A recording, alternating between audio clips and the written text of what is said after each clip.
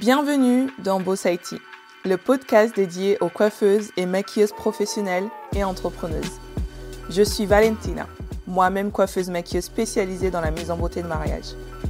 À travers ce podcast, je vous partage des ressources pour exploiter tous vos atouts, mais aussi comment maintenir un bon équilibre vie professionnelle et vie privée. Let's talk the real talk. Belle écoute. Bonjour et bienvenue dans l'épisode 40 du podcast Boss IT.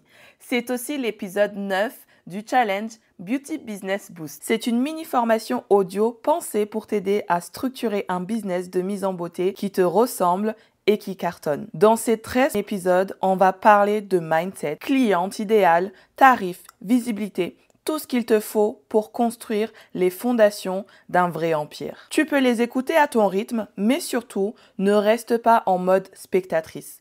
Passe à l'action, c'est ce qui te fera réussir. Et pense à jeter aussi un coup d'œil dans les notes de cet épisode. Je t'y ai mis toutes les informations pour rejoindre ma newsletter afin de recevoir les exercices et les supports directement par mail afin de t'aider pour passer à l'action. Et si tu arrives après la guerre, ne t'inquiète pas, j'ai pensé à toi. Va quand même dans les notes, je t'y laisserai une surprise à la fin du challenge. Tu l'as sûrement déjà entendu, peut-être même dit un jour. Moi, les mariages, trop stressants, je préfère éviter. C'est le discours de beaucoup de coiffeuses en salon. Elles adorent coiffer, elles savent faire des chignons, mais elles refusent de prendre des mariés. Pourquoi ? Parce que ce qu'on ne nous dit pas dans les formations techniques, c'est que le stress n'est pas seulement celui des mariés, c'est celui que nous, pros, absorbons aussi. Et si on ne sait pas comment le gérer, ça devient épuisant. Le stress des mariés est contagieux. Il passe dans les gestes, les silences, les regards. Et si tu n'as pas les bons réflexes, tu te laisses happer. C'est exactement pour ça que beaucoup de professionnels renoncent. Mais toi, tu veux justement aller là où les gens ou les autres ne vont pas. Tu veux savoir comment garder ton calme, même quand le planning dérape, même quand la mariée pleure, même quand le stress monte. C'est là que tu fais la différence. Pas juste en coiffant bien, mais en devenant une présence professionnelle sécurisante. Une vraie pro, quoi. Maintenant, je vais te raconter 4 anecdotes différentes. Donc la première, c'est que en fait, quand j'étais en salon, j'étais Madame Chignon. Tu sais, dans les salons, il y a souvent cette personne-là qui, envers et contre tout, adore faire les chignons. Et donc, c'est elle qui se coltine tous les chignons qui viennent dans un salon. Eh bien, c'était moi, cette personne-là. Dans tous les salons où j'ai été apprentie, eh bien, dans tous les salons, on me disait tout le temps « Oh non, on prend pas de mariée, nous, c'est trop stressant. » Et moi, je regardais le patron en mode « Comment ça, vous prenez pas de mariée? Moi, je veux, moi, je veux, moi, je veux. » Il me disait « Mais t'es sûr ?» Je dis « Oui, oui, oui, je gère, j'adore les chignons. » Du coup, je devais leur montrer les chignons que je faisais en CAP, etc. Machin. Et il me disait « Ok, vas-y, c'est bon, tu gères les mariés. » Donc, je gérais les mariés. Je me rappelle même d'une fois, j'étais trop fière de moi. La maman du marié qui était venue, elle avait un carré au niveau de la mâchoire. Vraiment un carré, quoi. Genre un carré et les cheveux très, très fins. Et elle voulait un chignon banane. Ma patronne, elle m'a regardée avec des gros yeux en mode oh, « Mais c'est pas possible ?» Et moi, je la regarde en fait. Je dis « Si, c'est possible. Si, je peux le faire. » Je ne savais pas comment j'allais le faire, mais j'ai réussi, je l'ai fait. Donc, j'ai dit à la dame de me ramener un boudin, un petit boudin si elle arrivait à trouver, etc. Machin. Donc, elle a trouvé ce qu'il fallait. Je lui ai fait acheter ce qu'il fallait, etc. Parce que à ce moment-là, je crois que le salon où j'étais, il facturait 35 € le chignon. Enfin bref, laissons tomber. Ne jugeons pas, ils ne savaient pas le potentiel qu'ils avaient dans leur salon, ils ne savaient pas. Donc, je lui ai demandé de ramener le matériel, etc. Et du coup, le jour du mariage, je lui ai fait son chignon banane. Et on n'aurait pas cru qu'elle avait un carré avec des cheveux fins tellement c'était si bien réussi, j'étais trop fière de moi. Bref, j'étais la Madame Chignon dans tous les salons où j'étais apprentie, que ce soit pendant mon CAP, le BP, etc. J'ai toujours été celle qui faisait les chignons et j'adorais ça parce que mes collègues disaient tout le temps « Oh non, mais ça me stresse, on ne prend pas. » Ou alors, il y en a qui prenaient pour les mariages, mais uniquement les invités. Ils ne prenaient pas en charge la mariée. Ils ne voulaient pas avoir ce stress de se dire que leur travail allait impacter le jour de mariage de quelqu'un, en fait. Et moi, ça ne me dérangeait pas du tout. Je Je trouvais ça excitant même, au contraire. Je trouvais ça super cool. Et moi, pour le coup, en fait, je trouve pas du tout les mariages stressants. Donc ça, c'est le deuxième point dont je voulais te parler, c'est que je ne trouve pas du tout les mariages stressants. Au contraire, moi, pour moi, c'est une aventure. Il faut sachez, non, je sais, il faut savoir. Il faut savoir que moi, je suis quelqu'un qui se lasse très, très vite. Une fois que j'ai atteint un objectif, en fait, j'ai envie de passer à autre chose. En fait, ma vie est rythmée d'objectifs, ma vie est rythmée de... Je suis quelqu'un de très curieux, donc si demain j'ai envie de créer, je sais pas moi, de créer une application, eh bien, je saurai le faire. Si demain j'ai envie de construire une maison, eh bien, je saurai le faire. Si demain j'ai envie de construire une voiture, eh bien, je saurai le faire. Parce que je suis plutôt ce genre de personne qui se dit... J'ai envie de faire ça, eh bien, comment je fais? Eh bien, je fais comme ça, eh bien, je le fais. Voilà, c'est comme ça que j'ai construit mon podcast, en fait. Je me suis tout simplement renseignée sur comment faire, et puis maintenant, j'ai un podcast. Je suis plutôt du genre à, en fait, multitâche, multipassionnée, etc. Mais j'arrive quand même à me dire, en fait, telle période, je fais ça, telle période, je fais ça, telle période, je fais ça, parce que en plus d'être multipassionné, multipotentiel, tout ce que tu veux, enfin ça c'est les mots à la mode, mais j'utilise ces mots-là parce qu'au moins vous voyez tout de suite ce que j'entends par là, même si je ne suis pas très fan de ces termes-là, ça représente bien ce que ça veut bien représenter. Même si je suis ces choses-là, eh bien je suis quand même très carré dans le sens où je ne me disperse pas. En fait, je vais avoir un objectif global. Tout ce qui peut changer, c'est la manière dont je vais y arriver. Et du coup, je me suis un peu dispersée là pour le coup. Donc voilà, donc je disais qu'en fait, je suis quelqu'un qui se lasse très très vite. Et donc, de faire des brushings tous les vendredis pour Madame Machin, de faire la couleur tous les mois pour Madame Truc, eh bien, moi, ça me barbe. En fait, au début, c'est excitant parce qu'on vient de connaître la personne. Mais une fois qu'on a remarqué qu'à chaque rendez-vous, on parle toujours de la même chose. Oh, il fait beau aujourd'hui à la météo, ils avaient prévu qu'il ferait pas beau, c'est trop bien, il fait beau. Oh, il fait pas beau aujourd'hui à la météo, ils avaient dit qu'il ferait beau, mais finalement, il fait pas beau. Oh, bah du coup, mes enfants, maintenant, ils sont grands. Oh, bah du coup, mes enfants, maintenant... Enfin bref, une fois que tu as parlé des choses, en fait, ça redevient redondant. Moi, ça me barbe, ça me gave. En fait, je perds tout intérêt. Et vraiment, c'est flagrant. Parce qu'en plus de tout ce que je viens de vous dire, je suis scorpion. Donc nous, les scorpions, c'est tout ou rien. Si un truc nous intéresse, on est à fond. Si un truc nous intéresse pas, on est aussi à fond dans le désintéressement. Donc c'est ça le problème que j'ai, en fait. Et du coup, avec les mariages, je trouvais ça excitant parce que chaque mariée est une aventure différente. Une fois qu'on a fait le onboarding, la prestation et le offboarding avec la mariée, eh bien souvent on ne les revoit pas, sauf si elles font appel à nous pour le renouvellement de vœux ou pour toute occasion, mais ça reste quand même très occasionnel par rapport à des brushings tous les vendredis, une couleur tous les mois, etc. Ça reste très occasionnel comme type de prestation.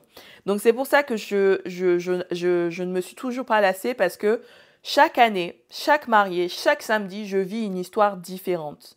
Et quand il y a des choses qui commencent à être trop répétitives, eh bien, je peux les changer facilement. Contrairement à une prestation où, par exemple, si je me dis qu'en fait, la couleur de Madame Machin qui fait du 8, eh bien, ça me barbe, j'ai envie de lui faire du 3, je peux pas, en fait. Je peux pas. Les coiffeuses, vous comprenez ce que je vais dire par là. En gros, c'est si Madame Machin, elle est blonde et que, en fait, moi, aujourd'hui, j'ai envie de la faire brune, bah, je peux pas sans son accord, en fait. Donc voilà, alors qu'une mariée, bien sûr, on va travailler pendant l'essai ce qu'elle veut, mais le jour J, eh bien, je fais ce qu'elle veut, mais ensuite, notre mariée, ça va être autre chose, etc. Puis aussi, depuis que maintenant je suis dans le milieu du mariage, je me suis rendu compte qu'en fait, la plupart de mes mariées sont hyper méga cool, elles sont hyper détendues le jour de mariage. Mais ça, vous savez, qu'est-ce qui joue là-dedans? C'est encore une fois d'avoir sa clientèle cible qui est claire. La plupart de mes mariés, cette année surtout, je me suis beaucoup surprise à me répéter, mes mariés sont comme moi, mes mariés sont comme moi, mes mariés sont comme moi. Même le jour d'un mariage, j'étais là, elle me demandait comment vous faites, etc. pour trouver les clients. Je dis, moi, je choisis mes clients. Et si je suis ici, c'est parce que Carla, elle est comme moi. En fait, c'est pas qu'elle est comme moi, c'est que nous avons des traits de caractère qui se ressemblent. Et quand on se retrouve, on fait matchy-matchy dans certains traits de caractère, en fait. Et vu que mes mariés sont comme moi, ce sont des mariés hyper détendus.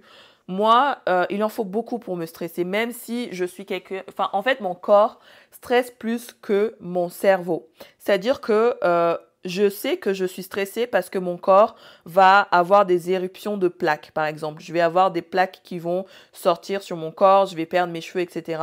C'est la seule manière de savoir que je suis fatiguée ou stressée. Mais dans ma tête, en fait, je ne suis pas stressée parce que, ok, bon, bah, j'ai le petit choc qui arrive de stress. Mais ensuite, la seconde qui suit, j'analyse la situation et je me dis, no stress, pas de stress, il n'y a pas un S. Ça, je le disais aussi souvent pendant mes appels découvertes. Pas de stress, il y a point S en fait. Il n'y a pas besoin de stresser. En fait, stresser ne va apporter que du mauvais. Alors que si on analyse la situation et qu'on essaye de dédramatiser les choses, eh bien, on trouve toujours des solutions et il n'y a aucune raison de stresser. Et puis, dans le fait que dans mon organisation, je prévois toujours du temps, eh bien, peu importe ce qui va arriver le jour J, il n'est jamais arrivé jusqu'à présent que je finisse un mariage en retard. Quand je parle de retard, c'est genre finir 1 heure après l'heure prévue. Si je finis 10 minutes après, c'est pas très grave, c'est pas du retard ça. C'est pas très grave. 10 minutes après, c'est pas très grave. Mais par contre, j'ai remarqué que ce qui pouvait créer du stress le jour d'un mariage, c'était vraiment l'entourage de la mariée. Parce que souvent, la mariée, le jour J, elle arrive, elle a passé 1 an, plusieurs mois en tout cas, à préparer son mariage. Le jour J, elle se dit, de toute façon, maintenant, je n'ai plus le pouvoir sur rien du tout. Ce qui doit arriver arrivera, donc elles sont totalement déconnectées. Mais autour, tu as tous les autres qui se réveillent. Le mari, enfin le futur époux, et les invités qui se réveillent parce qu'en fait, ils n'étaient pas du tout impliqués dans l'organisation et ne savent pas comment ça va se passer. Donc, c'est souvent l'entourage qui crée du stress inutile le jour du mariage. Et quand ça se passe comme ça, je demande aux gens de sortir de la pièce.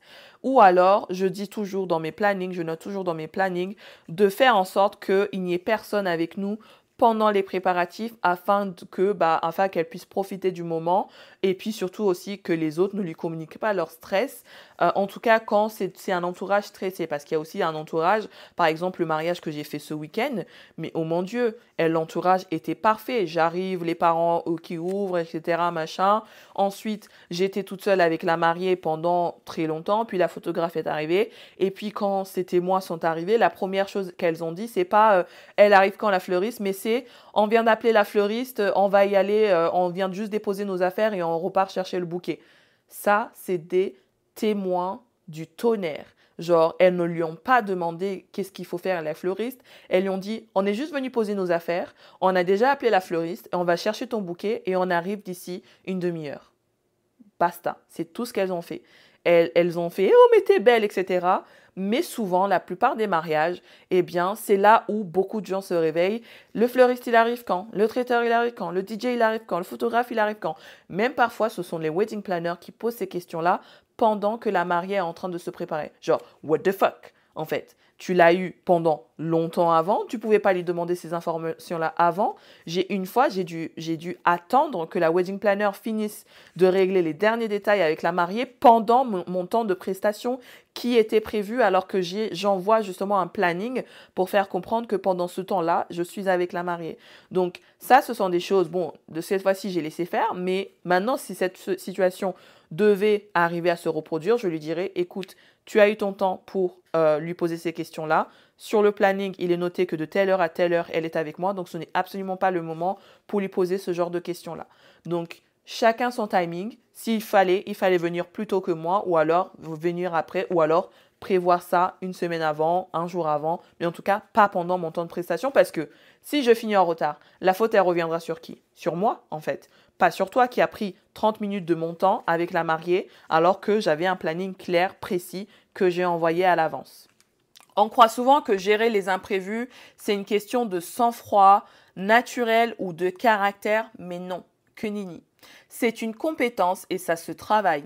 Le stress des mariés est réel. Le stress des témoins, des mamans, du cousin qui a renversé le café sur la robe, oh punaise, ça, espérons que ça n'arrive jamais. Aussi, mais c'est un stress aussi. Et toi, tu ne peux pas contrôler le chaos, mais tu peux choisir comment tu y réponds. Voici les 3 piliers qui font de toi une professionnelle fiable, même quand tout part en vrille. En numéro 1, l'anticipation. Ta meilleure alliée, c'est l'anticipation. Pas pour tout contrôler, mais pour réduire la charge mentale du jour J. Prévois un plan B pour la lumière, lampe, l'anneau LED, portable avec batterie externe, pour le miroir et même pour le lieu si besoin. Demande toujours le déroulé horaire détaillé et repère les zones floues. Logement, timing, maquillage, coiffure, lieu de shooting, etc. Et ton kit de secours à portée de main. Mouchoir, coton, pince, chargeur, spray d'eau fraîche, ventilo de poche. Ton objectif, ne jamais être prise au dépourvu, même si le reste du monde s'effondre autour. En deuxième point, la posture calme. Le calme n'est pas une absence d'émotion, c'est une posture volontaire. Ralentis ton débit de parole, moins tu parles vite, plus les autres se calment. Abaisse le volume de ta voix, tu crées une bulle, tu apaises, tu encadres. Évite d'en rajouter. Les phrases du genre « Oh là là, c'est le stress, hein » ou « C'est toujours comme ça les mariages ». Bon, il y a une phrase que je dis souvent quand même, c'est « Je ne connais pas de mariage qui commence à l'heure ». Ce serait trop bizarre. Mais c'est vrai, un mariage qui commence à l'heure, c'est trop bizarre. Bon, ok, il faut être à l'heure à la mairie. Mais après, la cérémonie laïque, tu vas me dire que tous les mariages commencent à 15h alors qu'ils ont prévu 15h? Non, ils commencent à 15h05, 15h10, 15h15, voire 15h20, voire 15h30 pour certains. Mais jamais à 15h tout pile, sinon ce serait trop bizarre. En tout cas, pour moi, c'est bizarre.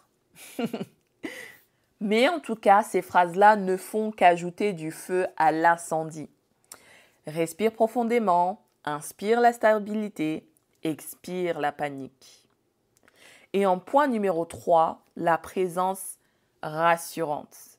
Parfois, tu ne diras rien, mais ta simple présence changera tout.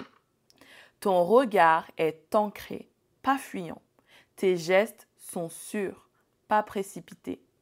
Tu dis des phrases simples. Je suis là, on va gérer, respire avec moi. Tu deviens le pilier dans la tempête, pas une technicienne de plus, une vraie présence professionnelle. En résumé, on ne t'engage pas juste pour ton talent, on t'engage pour ta capacité à porter une énergie et cette énergie, tu la cultives à chaque prestation. Pour l'exercice de cet épisode, on va travailler ton réflexe en cas de stress.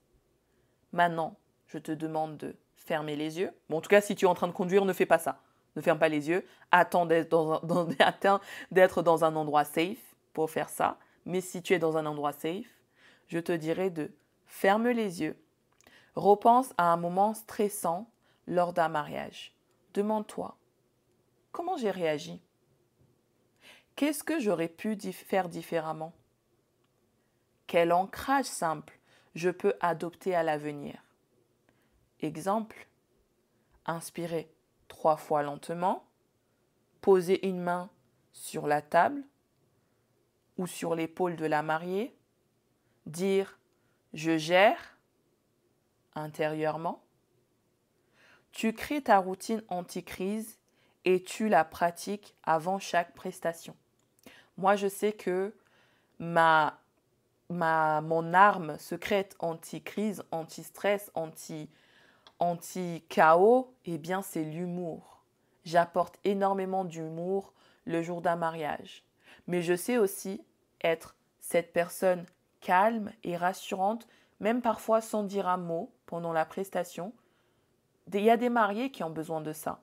On le ressent quand quelqu'un a besoin juste de calme ou qui a besoin de quelqu'un qui lui fasse un spectacle. Je peux être ces deux personnes-là selon la mariée que j'ai. Donc toi, essaie de voir tes mécanismes de gestion de crise, qu'est-ce qui marche le mieux et qu'est-ce qui ressort le plus que les mariés apprécient finalement. Ou que tu pourrais mettre en place si tu ne sais pas vraiment gérer les crises un jour de mariage.